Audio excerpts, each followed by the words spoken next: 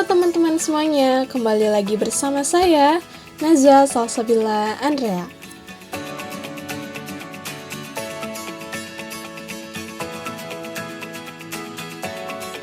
Kita kali ini akan membahas ke topik kita yang ke-10, yaitu mengenai laporan keuangan pada ODU.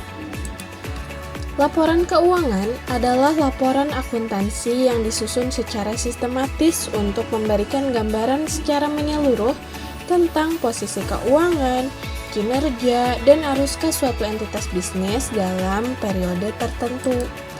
Nah, jadi laporan keuangan juga memiliki beberapa jenis. Yang pertama ada income statement atau laporan laba rugi. Laporan ini menyajikan informasi mengenai pendapatan, beban, laba bersih, atau rugi bersih. Yang kedua, yaitu balance sheet atau laporan neraca. Jadi laporan ini menunjukkan posisi keuangan perusahaan pada suatu titik waktu tertentu, yaitu berapa banyak aset yang dimiliki, berapa banyak utang yang harus dibayar, dan berapa banyak ekuitas atau modal yang dimiliki. Lalu yang ketiga ada capital statement atau laporan perubahan modal. Laporan ini menunjukkan perubahan pada modal pemilik selama periode tertentu. Lalu yang terakhir ada cash flow statement atau laporan arus kas.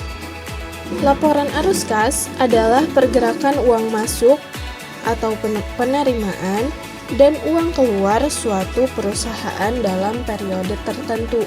Jadi hanya mencatat pengeluaran, pemasukan kas dari suatu perusahaan. Cash flow ini juga dibagi menjadi 3 kategori. Aktivitas yang pertama atau kategori yang pertama yaitu aktivitas operasi.